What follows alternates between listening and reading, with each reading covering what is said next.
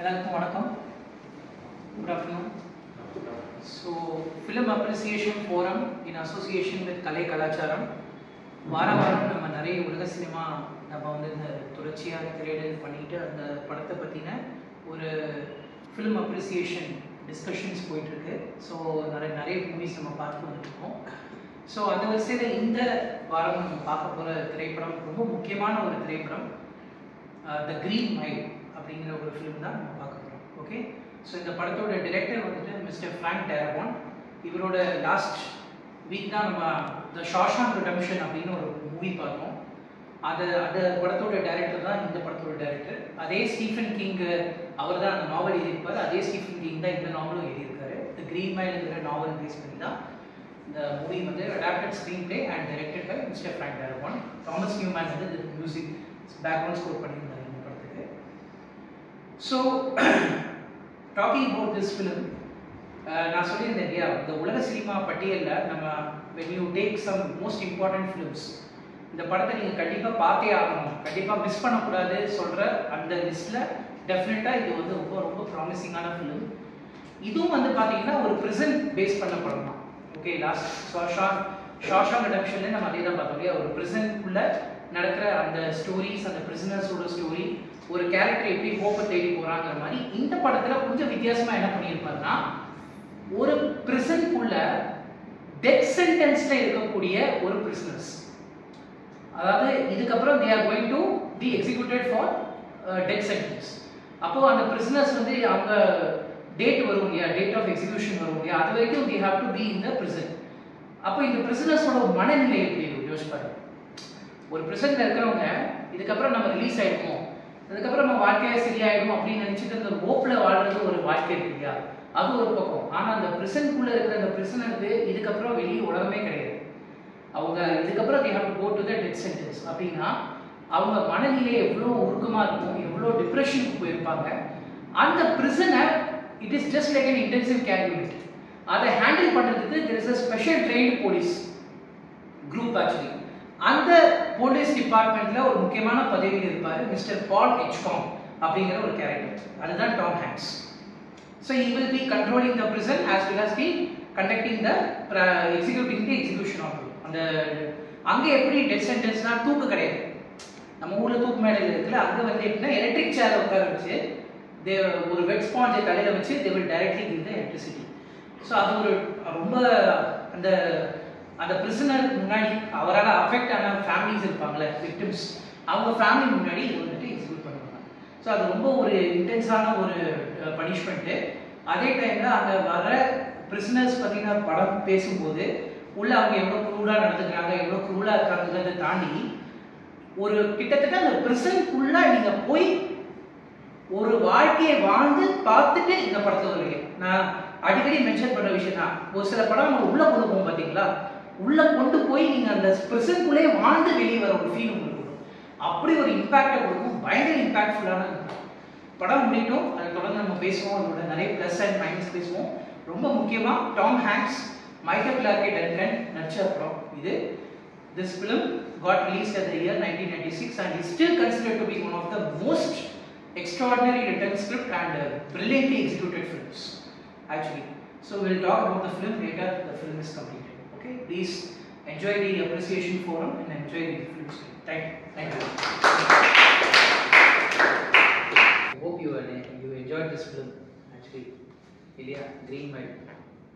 So எப்போவுமே ஒரு படம், ரொம்ப அருமையான ஒரு படம் பார்த்ததுக்கப்புறம் ஆக்சுவலி நான் அடிக்கடி சொல்கிறது தான், எல்லா செஷன்லையும் சொல்கிறது தான், ஒரு இம்பேக்ட்னு ஒரு வேர்டு சொல்லுவோம் இல்லையா, ஒரு தாக்கம் ஏற்படுது மனசுக்குள்ள. So this green mile is a very very impacting movie, impactful movie. அதை பியூட்டிஃபுல்லாக பைண்ட் பண்ணியிருக்காரு. இந்த அங்கே எங்கேயுமே ஸ்டீஃபன் கிங்கோட நாவலோட பேஸ் போறையில நாவல் படிக்கிற அந்த ஃபீலும் இருக்குது. அட் த சேம் டைம் ஒரு ஃபிலிம் கிராஃப்ட்டுக்கு என்ன தேவையோ அதுக்கான எல்லா பர்ஃபெக்டான விஷயங்களும் அந்த படத்தில் செஞ்சுருப்பாங்க. So one thing was the dialogues, the second thing was the characterisation.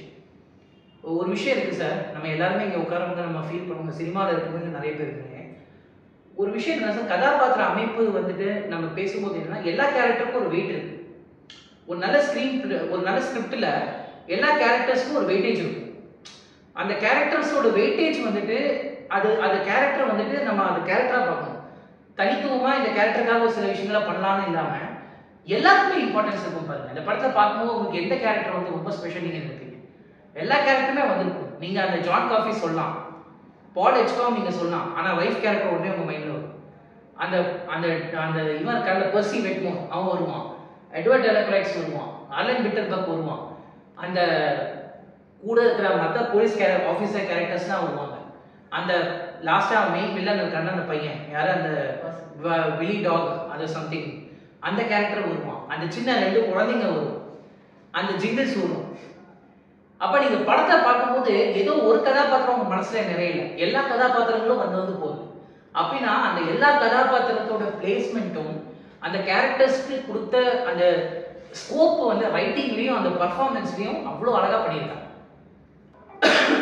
இன்னொரு முக்கியமான விஷயம், அந்த படம் ஒரு எப்போவுமே ஒரு சினிமாட்டோகிராஃபி நம்ம சொல்கிறத ஒரு இடத்துக்கு நம்ம கூட்டிகிட்டு போகணும்னு சொல்லுவோம்ல, டிரான்ஸ்போர்ட் பண்ணணும்னு. இந்த இடம் பார்த்தீங்கன்னா இந்த செட் டிசைனே பாருங்க, அவ்வளோ நம்ம பேசிட்டு இருந்தோம்ல வெளியே செட் டிசைன், இந்த பிரிசனோட செட் டிசைனே அவ்வளோ இன்டென்ஸாக இருக்கு. ஒரு சிமெட்ரிக்கல் காம்போசிஷன்ல பார்த்தீங்கன்னா அந்த இடத்துக்கு அந்த காலகட்டத்துக்கு கொண்டு போகும். அந்த காரு, அந்த கிரீன் கிராஸஸ், ஒரு அழகான ஷாட் என்னன்னா ஜான் காஃபி உள்ளேருந்து வெளியே வருவான், அந்த லேடியை காப்பாற்ற வரும்போது வெளியில எல்லாம் ப்ளூவா இருக்கும், அந்த மூன் லைட் மாதிரி அந்த ப்ளூஸா இருக்கும், ஃபுல் கூல் டோன். உள்ளேருந்து அந்த பல்போட லைட்டு வார்ம் டோனா இருக்கும். அந்த வார்ம் டோன்லேருந்து அப்படியே வெளியில வந்து அந்த கூல் டோன் வரும்போது கீழே மேலே பார்க்கும்போது அந்த ஸ்டார்ஸை பார்ப்பான். அந்த ஸ்டார்ஸை பார்க்கும்போது அந்த கிரீன் கிராஸ் அண்ட் அந்த ஸ்டார்ஸ் நம்ம யோசிச்சு பார்க்கணும். ஒரு ஜான் காஃபி ஒரு சிறைக்குள்ள அடைக்கப்பட்டிருக்கான், அவன் அதுலேருந்து ஒரு புல்வெளியும் அந்த ஒரு ஆகாசத்தையும் பார்க்கும்போது அவனுக்கு எப்படி ஃபீலிங்கும், அந்த எக்ஸ்பீரியன்ஸை நமக்கு அந்த சினிமாட்டோகிராஃபர் கிரியேட் பண்ணி கொடுக்குறாரு. ஸோ அந்த ஷார்ட் வந்து அழகியலுக்காக பண்ணணும், இதுக்காக பண்ணணும்னு இல்லை, எங்க கேமரா மூமெண்ட் கொடுக்கணுமோ அங்கே தான் மூமெண்ட் கொடுப்பாரு. அது அந்த டோன்லேருந்து, கலர் டோன்லேருந்து, அந்த காம்போசிஷன்லேருந்து, லென்சிங்லேருந்து எல்லாத்துலேயுமே த cinematographer has been with the story. அந்த ஸ்கிரிப்டுக்கு என்ன தேவையோ அதை கொஞ்சம் கூட டெலிவேட் பண்ண, அது கொஞ்சம் கூட டிஸ்ட்ராக்ட் பண்ணாமல் அது எவ்வளோ உண்மைத்தன்மையோட பண்ண முடியுமோ அவ்வளோ அழகாக பண்ணியிருக்காரு. என்ன விஷயம்னா படம் பார்த்து வந்ததுக்கப்புறம் அந்த ஷாட் எப்படி இருந்தது அப்படிங்கிறது உங்களுக்கு தோண வைக்காதது தான் அந்த சினிமாட்டோகிராஃபரோட வெற்றி. உங்களை அந்த கதையோட வாழ வச்சிருக்காரு, அந்த இடத்துக்கு உங்களை டிரான்ஸ்போர்ட் பண்ணியிருக்காரு. அப்போ எந்த அளவுக்கு அவர் ஒரு ஸ்டோரி டெல்லராக இருப்பார், அவர் எந்த அளவுக்கு அந்த ஸ்கிரிப்டை உள்வாங்கியிருக்காரு. எங்கேயுமே அந்த ஈகோ கிடையாது டேரக்டருக்கும் சினிமாட்டோகிராஃபருக்கும். அந்த ஆர்ட் டைரக்டரோட கான்ட்ரிபியூஷன் எவ்வளோ இருக்கும், அந்த செட் டிசைன் பண்ணுறதுலேருந்து, அதுமாதிரி காஸ்டியூம்ஸ் இவங்களுக்கு அந்த கலர் பேட்டர்ன்ஸ் டிசைன் பண்ணுறதுலேருந்து, each and everything sir, small things. எனக்கு அது ரொம்ப பிடிச்ச ஷாட் ஒன்று இருக்கு. அவங்க காப்பாற்ற அந்த லேடி வீட்டுக்கு போகும்போது ஒரு ஸ்டேர் கேஸை காட்டுவாங்க. நீங்க பாத்தீங்கன்னா அது கிட்டத்தட்ட ஒரு ஃபேண்டசி மூவி மாதிரி வரும். அந்த ஸ்டேர் கேஸ் மேல ஒரு லைட் இருக்கும், அந்த லைட் எரியும்போது அது ஹெவனுக்கு போற மாதிரியே இருக்கும். ஸ்டேர்வே டு ஹெவன் சொல்லுவோம், அந்த ஸ்டேர்வே டு ஹெவன் மாதிரி பாயிட்டிக்கா அவ்வளோ அழகா ஃபீல் பண்ணி வச்சிருப்பாரு. சின்ன சின்ன டீடைலிங் சார், அந்த சினிமாட்டோகிராஃபி ஆகும், இந்த ஷார்ட் கம்போசிஷன்ஸ் ஆகும், அதுலேயும் பியூட்டிஃபுல்லாக இருக்குது. லாஸ்ட்லி இந்த பேக்ரவுண்ட் ஸ்கோர் தாமஸ் நியூமேனோட அந்த அது வந்து ரொம்ப அழகாக இருந்தது சார். இந்த மியூசிக் நீங்கள் தனியாக ட்ராக் அவைலபிளாக இருக்குது யூடியூப்ல, அதை நீங்கள் எங்கேயாவது ஃப்ரீயாக இருக்கும்போது காலையில் ஹெட்ஃபோன் போட்டு கேட்டிங்கன்னா உங்களை வேற உலகத்துக்கு அழைச்சிட்டு போகிற ஒரு ஃபீல் வரும் உங்களுக்கு. அதோட ப்ரோக்ராமிங் அண்ட் அதோட அது யூசேஜ் ஆஃப் இது இருக்குல்ல, சவுண்டிங் அண்ட் அதோட டோன்ஸ் இருக்குல்ல, அவ்வளோ இன்டென்ஸாக இருக்கும். அது எங்கே தேவையோ அங்கே மட்டும் யூஸ் பண்ணி, மோஸ்ட்லி சார் சைலன்ஸ் ரொம்ப அழகாக மெயின்டைன் பண்ணுறாங்க சார். இந்த படங்கள் நீங்கள் பார்த்தீங்கன்னா தெரியும், சைலன்ஸ் எங்கே வேணுமோ அங்கே தான் சைலன்ஸ், மியூசிக் எங்கே தேவையோ அங்கே தான் மியூசிக். அந்த சைலன்ஸ்க்கும் மியூசிக்கும் இடையில இருக்கிற அந்த செப்பரேஷன் தான் அந்த படத்தோட ஃபீலே தெரியும். இது என்னோட பார்ட் ஆஃப் திஸ். அவ்வளோதான், பேஷண்ட்டாக கேட்டீங்க, ரொம்ப தேங்க்ஸ். நீங்கள் உங்களுக்கு என்ன ஃபீல் ஆச்சுன்றது நீங்கள் சொல்லுங்கள். ஆக்சுவலி அதுதான் மெயினாக நம்ம இன்ட்ராக்ட் பண்ணோம். Actually what you felt actually? ஓப்பனாக சொல்லணும்னா ஃபஸ்ட் டைம் இதுக்கு படம் பார்க்கும்போது துறையில் பட் ஆக்சுவலி ஃப்ராங்காக சொன்னால் படம் அவ்வளோ பெருசாக கேட்டு சொல்லிட்டு ஃபஸ்ட்டு நான் தெரிவிச்சேன். ஸோ அதுக்கு படம் வந்து பிகினிங்கில் ஃபஸ்ட் ஷாட்டே வந்து எனக்கு ரொம்ப பிடிச்சிருக்குது. மீன்ஸ் கேமரா அப்படியே ஒர்க் பண்ணி வச்சுருக்காங்க, கேரக்டர்ஸ்லாம் அப்படியே போயிட்டு இருந்தது. அந்த ஷாட் ரொம்ப பிடிச்சிருந்துச்சு எனக்கு, கேமரா ஷாட். ஸோ இப்போ படம் போக போக கொஞ்சம் கொஞ்சமாக எனக்கு போக வந்துட்டு போக எனக்கு ரொம்ப இன்ட்ரெஸ்ட் ஆச்சு. கொஞ்சம் கொஞ்சமாக எனக்கு எனக்குள்ளே இறங்கிட்டே இருந்துச்சு. கடைசியில் அப்படி பார்க்கும்போது எனக்கு ரொம்ப இன்ட்ரெஸ்ட் ஆகிட்டு ஃபுல்லாக அதிலே போயிட்டோம். படம் பார்த்துட்டு பிகினிங்கில் வந்து நீங்கள் இவ்வளோ பெரிய படமாக பார்க்கும்போது கடைசியில் வந்து ஆனால் படம் அதுக்குள்ளே முடிச்சாங்க மாதிரி எனக்கு தோணுச்சு. ஸோ எனக்கு அந்த அளவுக்கு உள்ள இன்வால்வ் ஆகிடுச்சு படம் வந்து. எனக்கு 3 நேரம் போனது சார் சொன்னார், 3 நேரம் போனது திகழ ஆரம்பிச்சுட்டாரு. ஸோ பிகினிங்கில் ரொம்ப அதிகமாக யோசிச்சோம். பட் அந்த ஷார்ட் வந்து படத்தில் அதிகமாக என்னோட தாட் வந்து படத்தில் அதிகமாக கேரக்டர்ஸே இல்லை. மேக்ஸிமம் 3 மணி நேரத்தில் வந்து 2 hours வந்து அந்த ப்ரிசனுக்குள்ளேயே வச்சுருப்பாங்க ஷார்ட். பட் ஆனால் ஒரு சீன்ஸ் கூட போராடி ஒரு சீன்ஸ் கூட போராடல. நிறைய எமோஷன்ஸ் வந்து உள்ளே வந்துச்சு. படம் பார்க்குற மாதிரி தெரியல. மீன்ஸ் நாம அந்த ப்ரிசனுக்குள்ளே இருக்கிற மாதிரி எனக்கு ஒரு ஃபீல் ஆச்சு. நாம அந்த ப்ரிசனுக்குள்ளே இருக்கிற மாதிரி. பட் வெளியில் வந்து அதிகமாக சீன்ஸ் வந்து நிற்கல. அவங்க ஒரு 5-6 சீன்ஸ் தான் இருக்கும் மேக்ஸிமம். அந்த ஒரு ப்ரிசனுக்குள்ளேயே இவ்வளோ கதையை வந்து அதுவும் 3 மணி நேரம் கதையை வந்து எந்த போர் அடிக்காம ஒரு ஆர்டிஸ்ட்குள்ள கடத்த முடியும் அப்படின்னா இது படம் என்னோட பெஸ்ட் படம் நான் பார்த்ததுன்னு சொல்லலாம். ஹாலிவுட் மூவியில் அருமையான பதிவு. உங்கள் பேர் என்ன? Balaji. ADR sir. Super super super. அருமையான பதிவு. வேற நீங்கள் சொல்லுங்கள். ஷேர். என் பேர் ராஜேஷ்குமார். சிவகாசியில் இருக்கேன். சென்னையில் தான் இருக்கேன். இந்த படம் சைலண்டான படமாக இருந்தாலும் ஒவ்வொரு கேரக்டரையும் கூர்ந்து கவனிக்கிற மாதிரி இருந்துச்சு. அப்புறம் நீங்கள் சொன்ன மாதிரி அந்த இடத்துல வேலை பார்க்குறவங்களுக்கு வந்து மனசு வந்து மனிதத்தன்மை கம்மியாக இருக்கும் அப்படின்னு சொல்லியிருக்கீங்க. அவங்களே வந்து ஃபீல் பண்ண வச்சு அந்த இடத்துல வந்து அவங்க கேரக்டரை மாற்ற வச்சது வந்து அந்த கதை வந்து சூப்பர். ரொம்ப பிடிச்சிருந்துச்சு. Super film. மைண்டில் சார் நீங்கள். என் பேர் சுரேஷ். ஃபஸ்ட்டு கலை கலாச்சாரத்துக்கு நன்றி சொல்லிக்கிறேன். ரொம்ப வாரமாக வரணும்னு நினைப்பேன். முடியாது, எனக்கு தூரம். எனக்கு இப்படியே போகணும்னு நினச்சி தான் இன்றைக்கி வந்தேன் நான். இந்த படத்தை பொறுத்த வரைக்கும் என்ன சொல்கிறேன்னா, இதை அனுபவிக்கணும். 1 மாதமாகவும் 2 மாதமாகவும் உள்ளுக்குள்ளே அனுபவிச்சா தான் நல்லாயிருக்கும். வெளில சொல்கிறதோட சில படங்கள் வந்து வெளில சொல்ல முடியாது. என்ன இப்படி நம்மளே ரிலைஸ் பண்ணிட்டே இருப்போம். எங்கே தூங்கினாலும் சரி, நடந்தாலும் சரி, சாப்பிடும்போதும் சரி, மற்றவங்க பேசணும் சரி. ஸோ அதுக்கப்புறம் தான் இந்த படத்தை பற்றி வெளியே சொல்ல முடியும். ஒரு போன் சொல்லணும், இந்த சீன் அந்த சீன் சொல்லிட்டு. அது வரைக்கும் நம்ம அந்த படத்தை மறுபடியும் ஒரு 3 மணி நேரம் பார்த்துட்டோம். என்னை பொறுத்தவரை நான் சில படம் அப்படிதான். சில படம் நிறைய பேர் இருக்காங்க அந்த ஜேர்னல் வர படம் ரீகால் பண்ணி மறுபடியும் அந்த படத்தை ஓட்டி தூங்கும்போது உட்காந்து பேசும்போது ஓட்டி பார்க்க வேண்டிய படம். அது ஏன்னா அனுபவிக்க வேண்டிய படம். ஒவ்வொரு ஷார்ட் வைஸும் சரி, டைலாக்கும் சரி. ஸோ அதாவது எழுதப்படாத கவிதைக்கு இது அதிகம், சொல்லப்படாத வார்த்தைக்கு மதிப்பதுன்னு சொன்ன மாதிரி இந்த படத்தை வந்து பேசுறதுக்கு இன்னும் 1 மாதம் 1.5 மாதம் ஆகும். அது வரைக்கும் நான் ஓட்டி பார்க்கணும்னு தான் என்னோட ஃபீல். நல்லா தேங்க்யூ.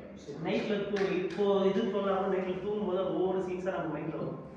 இந்த சீன்ஸ் இப்படி இருக்கேன்னு சொல்லிட்டு நைட் ஃபுல்லாக அந்த சீன்ஸை ஓடிட்டு அந்த டேரக்டர் தான் கேட்கும். அது மாதிரி சில படம் தான் வரும். இந்த படம் அப்படி படம் இல்லை. அவர் ரொம்ப அருமையான பதிவு சார். அதை நான் நிறைய ஃபீல் பண்ணியிருக்கேன். சில படம் நம்மளை விட்டு போவே போகுது சார். அது நம்மளை ரொம்ப தாக்கும் சார். நம்ம பார்க்காத தமிழ் படத்துலையே பாரதிராஜா சார் படம், பாலுமேந்திரன் சார் படம், மகேந்திரன் சார் படம், அதே மாதிரி வந்துட்டு பாலச்சந்தர் சார் படம், நிறைய ஃபிலிம்ஸ் வந்துட்டு நான் அது என்ன பண்ணுன்னா சார், நம்மளை அது ஏதோ பண்ணும் சார். அதனால தான் நம்ம கலை வடிவம் நம்ம என்னதான் நம்ம சினிமாவை வந்து பிஸ்னஸ் நம்ம சொன்னாலும் சினிமா பிஸ்னஸ் முழுக்க கிடையாது sir. Cinema is an art.